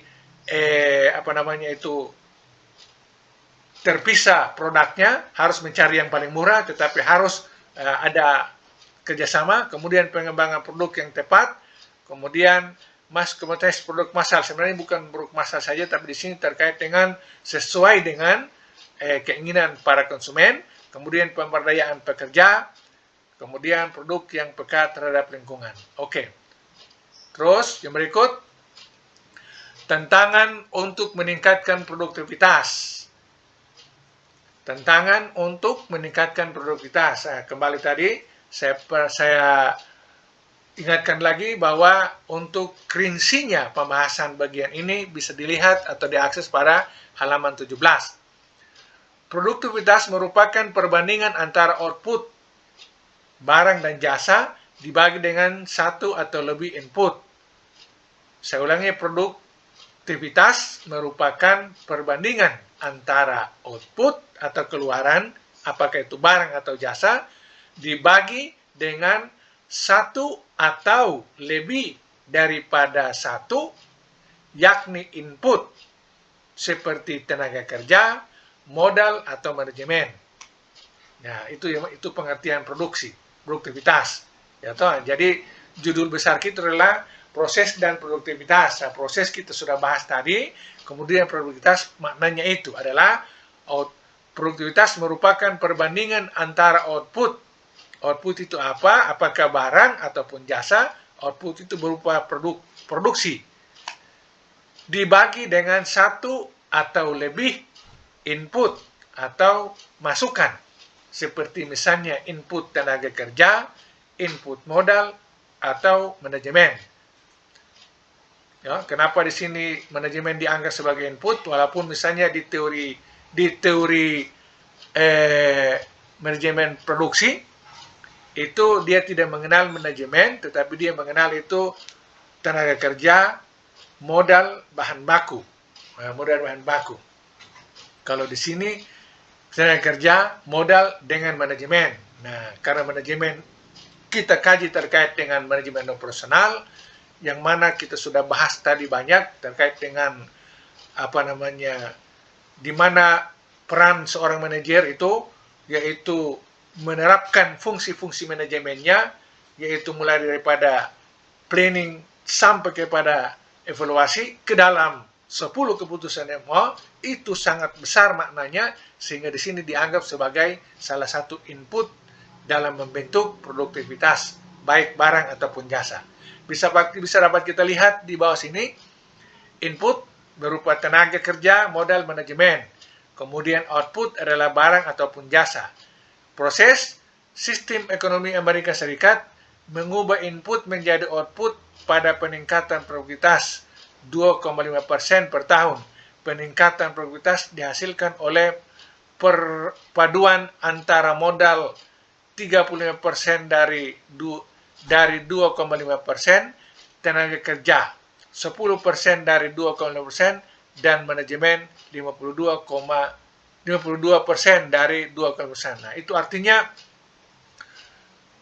dari 3 komponen input ini yang paling berperan itu adalah manajemen. Ini kasus misalnya di Amerika.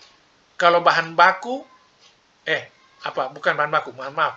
Tenaga kerja itu hanya 38%, kemudian modal itu 10%, sementara yang paling besar presentasinya adalah manajemen. Ya, bisa dapat dimengerti bahwa kalau apakah tenaga kerja ataupun modal itu bisa menghasilkan sesuatu, kalau tanpa manajemen belum tentu. Tapi manajemen bisa mendatangkan tenaga kerja dan modal. Saya kira seperti begitu. Sehingga di sini kalau case di Amerika ini, kasus contoh di Amerika ini, manajemen menempati posisi presentasi lebih 52%. Oke, ini umpan balik. Jadi ada input masuk berproses di sini, kemudian ada keluaran, kemudian umpan balik masuk ke sana, barang dan jasa itu ada umpan baliknya sampai kepada tenaga kerja, modal dan seterusnya, kemudian berputar lagi secara ada siklusnya, sikl produknya itu akan berjalan terus seperti begitu. Oke, kita beralih kepada yang berikut. Masih keterangan ini terkait dengan tadi. Sebuah rangkaian umpan balik yang efektif dapat mengevaluasi kinerja proses apakah sesuai dengan rencana dan standar. Nah, sebenarnya ini menjelaskan tentang ini garis ini. Ada input masuk, berproses, kemudian melahirkan produk, output, lalu itu harus ada evaluasi, lalu hasil evaluasinya masukkan kembali. Itu yang dijelaskan di sini. Sebuah rangkaian umpan balik yang efektif dapat mengevaluasi kinerja proses apakah sesuai dengan rencana dan standar. Rangkaian umpan balik ini juga mengevaluasi kepuasan pelanggan dan mengirim tanda bagi mereka yang mengendalikan input dan proses. Ya, itu. Jadi di dalam umpan balik itu termasuk dalamnya lah misalnya penyampaian tingkat kepuasan para konsumen. Apakah mereka tidak puas, sedikit puas, sangat puas daripada mereka mengkonsumsi barang-barang yang diproduksi atau jasa itu, sehingga informasi itu akan menjadi pertimbangan bagi para manajer dalam rangka melakukan pengendalian lebih lanjut. Oke, itu saya kira seperti itu. Sekarang kita melihat pengukuran produktivitas. Pengukuran produktivitas sebagai salah satu topik dalam kajian kita di buku kita. Pengukuran produktivitas faktor tunggal menggambarkan perbandingan satu sumber daya input terhadap barang dan jasa yang dihasilkan atau input. Nah, ini sebenarnya uraian lebih mendalam terkait dengan topik yang baru kita bahas terkait dengan produktivitas tadi. Jadi kalau kita membandingkan input dengan output, bisa keseluruhan output itu dengan salah satu input. Keseluruhan output yang dihasilkan dibandingkan dengan salah satu input itu bisa menggunakan rumus produktivitas sama dengan output yang dihasilkan kurang input yang bagi input yang dihasilkan. Ya toh? Nah, ini pengukuran produktivitas faktor tunggal menggambarkan perbandingan satu sumber daya input terhadap barang dan jasa yang dihasilkan. Nah, rumusnya produktivitas didapat daripada output yang dihasilkan bagi input yang dihasilkan. Di sini penekanannya adalah satu input. Berarti misalnya apakah tenaga kerja saja, atau modal saja, atau manajemen saja. Kalau pakai pendekatan manajemen produksi berarti termasuk misalnya bahan baku saja. Nah, dibagi dengan input yang dihasilkan. Contohnya, jika output yang dihasilkan 1000 dan jam kerja yang digunakan adalah 2500 jam, itu berarti terkait dengan tenaga kerja. Tadi tenaga kerja. Maka produktivitasnya adalah, kembali rumus, produktivitas sama dengan output yang dihasilkan bagi input yang dihasilkan sama dengan 1000 bagi 250 sama dengan 4 unit per jam. Nah, produktivitasnya adalah 4 unit per jam daripada contoh ini. Kemudian saya lanjut lagi, rinci lagi terkait dengan makna produktivitas tadi. Kalau tadi satu output dibandingkan dengan satu input, sekarang pengukuran produktivitas faktor tunggal menggambarkan perbandingan satu sumber daya input terhadap barang dan jasa yang dihasilkan output.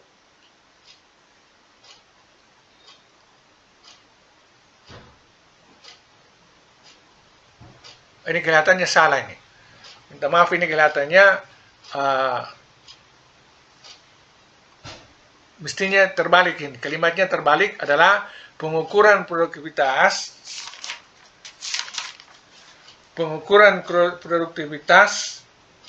menggambarkan perbandingan banyak atau seluruh. Nah, ini banyak atau seluruh. Nanti dikoreksi di buku kita di halaman 18 bahwa di sini maksudnya adalah satu input keseluruhan output dibandingkan dengan keseluruhan input. Nah, maksudnya begitu. Nah, tentunya bisa dapat dilihat di rumus di bawah, yaitu produktivitas sama dengan output yang dihasilkan bagi pekerja tambah material, tambah energi, tambah modal, tambah lain-lain. Itu artinya hitungan keseluruhan input itu menjadi satu kesatuan jumlahnya, baru dibagi dengan output yang dihasilkan. Nah, sini ada keterangan input atau output harus dinyatakan dalam ukuran nominal atau rupiah dan lain-lain sebagainya. Oke, saya kira seperti begitu terkait dengan pengukuran produktivitas. Silakan Anda merujuk kepada buku pegangan kita untuk lebih jelas, karena di sini ada, minta maaf, ada sedikit kesalahan penulisan. Oke, selanjutnya kita bahas terkait dengan tantangan dalam pengukuran produktivitas ketika muncul permasalahan yang berkaitan dengan kualitas, unsur atau variabel luar eksternal, atau satuan pengukuran yang kurang akurat. Ini pada halaman 19 itu kita bicara terkait dengan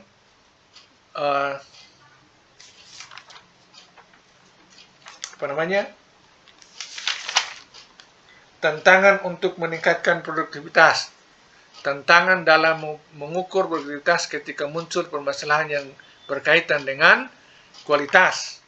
Nah, itu. Jadi para manajer dalam hal ini manajer produksi, dalam rangka menghadapi tantangan yang ditimbulkan dari persoalan bicara tentang kualitas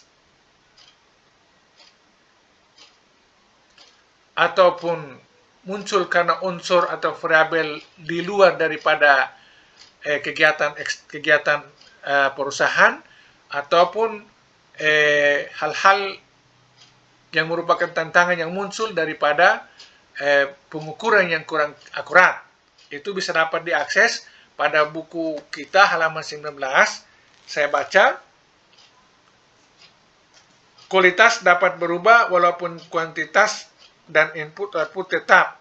Nah, itu. Jadi ada permasalahan yang timbul bagi para manajer bahwa input dan output tetap, tapi bisa kualitas itu dia berubah. Berubah di sini artinya dia menurun kualitasnya. Itu merupakan sebuah tantangan bagi para manajer. Kemudian bandingkan radio yang ada sekarang dengan yang ada di tahun 1940-an. Keduanya sama-sama radio, tetapi hanya sedikit orang yang menyangkal bahwa kualitas telah membaik. Satuan perhitungan yakni radio tetap sama, namun kualitasnya berbeda. Nah, radio pada tahun-tahun 40-an dengan radio pada tahun sekarang kualitasnya berbeda. Itu tantangan yang harus dihadapi oleh para manajer di bidang operasional. Kualitas barang-barang itu outputnya sama, kemudian output dalam artian kuantitasnya ataupun input sama, tetapi kualitas bisa berubah. Berubah di sini banyak hal yang menyebabkannya, bisa faktor teknologi, ilmu pengetahuan, dan seterusnya. Kemudian ada tantangan yang timbul karena variabel atau unsur daripada luar perusahaan. Di sini eksternal, yaitu penyebab peningkatan atau penurunan produktivitas pada sistem walaupun dengan cara tidak langsung. Jasa penyedia listrik, misalnya jasa penyedia listrik yang andal dapat meningkatkan produksi, yang karenanya meningkatkan produktivitas perusahaan karena sistem pendukungnya, bukan karena keputusan manajerial yang dibuat perusahaan. Nah itu, jadi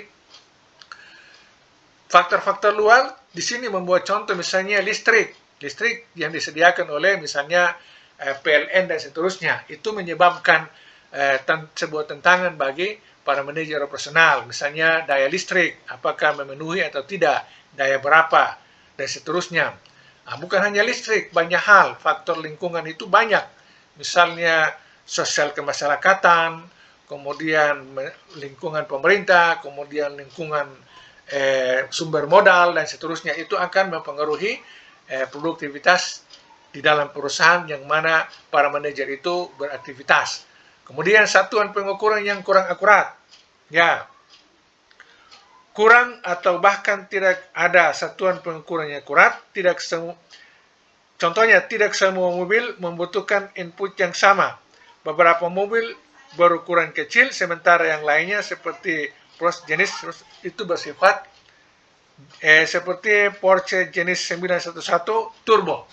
Nah itu artinya semua produk itu memiliki ukuran-ukuran tersendiri yang bisa dapat mempengaruhi tingkat keakuratan pelaksanaan kegiatan produksinya, tingkat presisi pendekatan statistika, tingkat ketepatan, tingkat akurasinya terhadap produksi itu daripada standar-standar yang ditetapkan, apakah sesuai atau tidak. Itu menjadi sebuah tantangan bagi para manajer di bidang operasional. Pengukuran produktivitas sulit dilakukan pada sektor jasa, terutama produksi akhir. Nah, ini pernyataan pengecualian bahwa pengukuran produktivitas sulit untuk dilakukan pada sektor jasa, terutama produksi akhir. Nah, produksi akhir menghasilkan jasa itu sulit untuk orang melakukan pengukuran. Ini penafikan terhadap penjelasan terkait dengan produktivitas tadi, di mana kebanyakan dilihat dari sisi kegiatan memproduksi barang.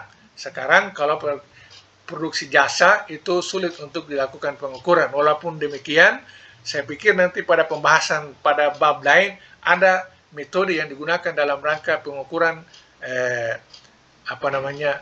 produk jasa. Oke. Variabel produktivitas. 3 faktor penting untuk meningkatkan produktivitas, yaitu tenaga kerja, modal, serta seni dan ilmu manajemen. Nah, itu tadi sudah disinggung tadi bahwa variabel yang paling penting dalam rangka meningkatkan produksi atau produktivitas daripada sebuah perusahaan itu, yaitu ada 3, yaitu pertama tenaga kerja, kedua modal, serta seni dan ilmu manajemen. Saya kira seni dan ilmu ini dua-duanya terkait dengan masalah manajemen. Kalau kita pelajari pengantar manajemen, di sana membahas terkait dengan seni manajemen, ada ilmu manajemen. Maksudnya dua-duanya adalah terkait dengan manajemen di sini. Yang tadi saya sudah jelaskan bahwa manajemen di sini dianggap sebagai salah satu fungsi produksi dengan alasan seperti yang saya jelaskan tadi. Tenaga kerja berkontribusi sekitar 10% dari peningkatan tahunan. Ini pendapat ahli melalui literatur kita menjelaskan bahwa sumbangsi dari sisi ukuran presentasi 3 faktor itu terhadap produktivitas sebuah barang atau jasa itu, kalau tenaga kerjanya itu ada pada sekitar 10%. Ya toh? Nah, tenaga kerja itu ada 3 faktor penting untuk diperhatikan terkait dengan pembahasan tenaga kerja, yaitu pertama, pendidikan dasar yang sesuai bagi tenaga kerja yang efektif. Ya toh? Artinya pendidikan yang paling optimum atau paling minimum ada pada seseorang yang kemudian menjadi kebutuhan untuk ditempatkan pada sebuah pekerjaan di bidang operasional itu benar-benar harus diperhatikan. Kemudian pengetatan angka tenaga kerja. Ya, pengetatan angka kerja dalam artian apa istilahnya, dalam ukuran makro, keangkatan tenaga kerja yang tersedia pada sebuah negara itu menjadi bagian juga dalam perhitungan bicara terkait dengan tenaga kerja sebagai salah satu fungsi produktivitas di sini. Karena di situ memiliki hubungan baik secara langsung ataupun tidak langsung. Kemudian biaya sosial yang membuat tenaga kerja tersedia seperti transportasi dan sanitasi. Ya, biaya sosial yang dikeluarkan untuk kebutuhan secara manusiawi terkait dengan seluruh kebutuhan pada tenaga kerja itu harus diperhatikan juga supaya terpenuhi seluruh kebutuhan manusia kemanusiaannya, sehingga benar-benar menjadi bagian yang penting dalam pengembangan tenaga kerja. Karena itu hal yang sangat menentukan dalam kegiatan produktivitas, yakni tenaga kerja itu sendiri. Nah, ini bisa dapat dilihat lebih rinci pada halaman 20-21 di buku kita. Oke, kemudian yang ketiga adalah modal di atas ini, yaitu berkontribusi sekitar 38% dari peningkatan tahunan. Peningkatan tahunan bisa dibaca di halaman 22, tapi intinya di sini dari sumber kita mengatakan bahwa perannya itu terkait dengan modal itu 38%. Ya toh? Ini biasanya orang kalau bicara bisnis pikirannya langsung ke modal di mana-mana.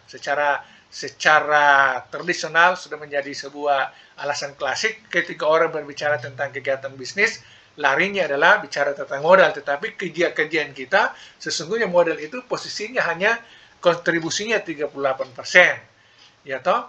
Kemudian manajemen berkontribusi sekitar 52% dari peningkatan tahunan berbagai fungsional manajemen. Nah, itu seperti yang saya jelaskan tadi. Saya kira saya sudah jelaskan dalam video itu di bagian awal tadi terkait dengan manajemen sebagai salah satu fungsi produksi di sini, produktivitas ini penting. Kemudian kembali kita maju ke halaman berikut, yaitu produktivitas dan jasa. Sektor jasa terbukti sulit untuk ditingkatkan karena beberapa kondisi. Ya, ini langsung pernyataan ini muncul.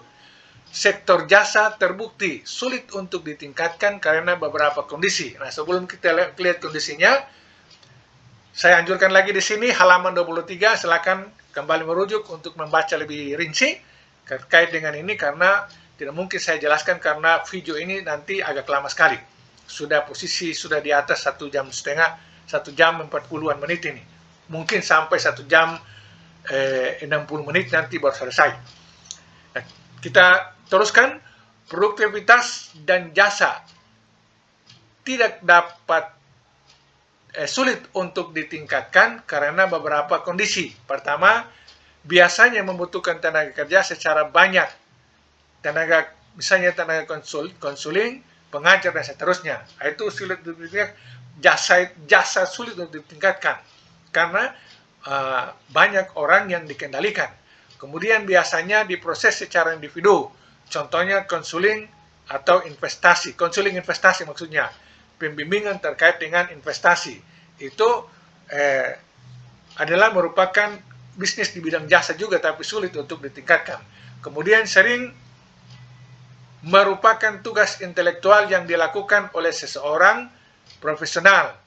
Misalnya diagnosis kesehatan, itu pekerjaan jasa sulit untuk ditingkatkan.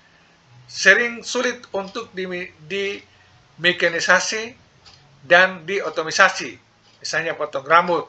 Nah, kemudian kualitasnya sulit untuk dievaluasi, contohnya kinerja perusahaan konsultan hukum dan seterusnya. Nah, jadi 4 faktor ini atau 4 sektor ini, 4 kondisi ini bisa keempatnya itu berlaku secara serentak kepada satu jenis jasa, ataupun salah satunya saja, ataupun 2 atau beberapa. Ya, di sini masing-masing dengan contohnya, bahwa jasa itu tidak dapat ditingkatkan karena ada beberapa faktor ini atau kondisi ini. Oke. Tantangan pada tanggung jawab sosial. Nah, tantangan pada tanggung jawab sosial. Ini mungkin sudah masuk kepada bagian-bagian terakhir daripada pembahasan kita. Tantangan pada tanggung jawab sosial. Tantangan manajer operasi ada pada sisi eksternal perusahaan yang meliputi sosial kemasyarakatan. Semua permasalahan sosial terkait dituntut tanggung jawab khususnya manajer operasional. Nah, itu bisa dibaca lebih rinci lagi pada halaman 24. Halaman 24 bisa dapat dibaca di sana. Itu bahwa seorang manajer itu selain apa yang kita pelajari tadi semua terkait dengan barang dan jasa, produktivitas, kemudian proses dan seterusnya, dalam praktek lapangan juga selain berhadapan dengan 10 keputusan 6O, juga seorang manajer juga dituntut untuk bertanggung jawab dari sisi sosialnya. Ya toh, di sini ada tantangan manajer operasional ada pada sisi eksternal perusahaan yang meliputi sosial kemasyarakatan. Ya toh, misalnya kalau sosial kemasyarakatan itu banyak, baik terkait dengan masyarakat di mana berada perusahaan atau pabrik itu sendiri, ataupun sosial kemasyarakatan terkait dengan kebijakan-kebijakan pemerintah dari pusat sampai daerah yang ada urusannya dengan kepentingan orang banyak, dan seterusnya. Itu dituntut tanggung jawab daripada seorang manajer operasional. Itu saya kira bagian mendekati terakhir pembahasan kita. Tambahan di awal-awal tadi saya katakan bahwa nanti ada tambahan, ya ini tambahannya. Ini tidak tertera pada halaman gambaran secara menyeluruh topik-topik pembahasannya. Kemudian selanjutnya ringkasan. Ya. Dari pembahasan kita semua kita mendapati ringkasan singkat, yaitu operasi, pemasaran, dan akuntansi adalah 3 fungsi dasar dalam organisasi. Yaitu fungsi operasi menghasilkan barang dan jasa. Nah, itu saya kira ringkasan ini sudah sangat singkat. Ada di buku juga, silakan lihat untuk lebih memahami lagi. Saya di sini hanya mengantarkan melalui penjelasan di video ini untuk Anda kembali melihat secara detail apa yang ada pada buku pegangan kita. Saya kira saya sudah kirim scan daripada buku kita, halaman pertama itu, kepada Anda semua. Nanti saya kirim lagi PowerPoint-nya bersama dengan link videonya. Kemudian istilah-istilah penting terkait dengan pembelajaran kita, proses dan produktivitas. Proses dan produktivitas yang kita bahas ini, yang operasi dan produktivitas ini tentunya merupakan kewenangan daripada bagian manajemen operasional, di mana kegiatan hari-harinya itu mereka saling berkomunikasi. Di dalam komunikasi mereka tentunya ada diksi-diksi atau term-term atau istilah-istilah yang mereka gunakan dalam berkomunikasi. Sehingga setiap pembahasan pada buku ini selalu kita ketemu yang namanya istilah-istilah penting. Karena itu saya tampilkan di sini untuk dapat dilihat juga bahwa istilah-istilah yang penting di dalam pembahasan kita di bab 1 ini adalah pertama produksi atau production, kemudian kedua manajemen operasi atau operation management disingkat OM, kemudian proses manajemen atau manajemen proses, kemudian jasa atau service, kemudian jasa murni atau pure service, kemudian sektor jasa atau service sector, kemudian produktivitas atau productivity, kemudian produktivitas faktor tunggal atau single faktor produksi, kemudian produksi manufaktur atau manufaktur produksi, lalu variabel produktivitas atau produktivitas variabel, kemudian yang terakhir masyarakat terdidik atau knowledge society. Oke, lalu untuk menutup ini saya kasih tugas 2, yaitu pertama menulis kembali istilah-istilah ini secara bagus, cantik, tulisan bagus. Kemudian tugas kedua adalah silakan menjawab pertanyaan yang ada pada halaman 27. Halaman 27 itu ada 13 pertanyaan. Dari 13 pertanyaan itu, ada beberapa pertanyaan tidak perlu dijawab, yaitu pertanyaan 4, pertanyaan 5, pertanyaan 11, dan pertanyaan 13 jangan dijawab. Cukup jawab pertanyaan 1, 2, 3, 6, 7, 8, 9, 10, dan 12. Itu adalah tugas. Jadi ada 2 tugas. Tugas menulis kembali secara baik dan benar, cantik daripada istilah-istilah ini, kemudian menjawab pertanyaan. Saya ulangi bahwa yang tidak perlu dijawab, di halaman 27 itu ada pertanyaan nomor 4, nomor 5, nomor 11, nomor 13, jangan dijawab. Selain dari itu, silakan dijawab semua. Jawabannya semua saya kira kebanyakan sudah disebutkan dalam video ini. Saya kira seperti begitu penjelasan terkait dengan video ini kali ini. Mudah-mudahan kita bersambung kepada video kedua pada bab kedua nanti. Saya mengucapkan banyak terima kasih atas segala perhatian. Wallahu muwaffiq ila aqwamit thoriq, wabillahi taufiq hidayah, dan selamat menunaikan ibadah puasa bagi yang menjalankannya.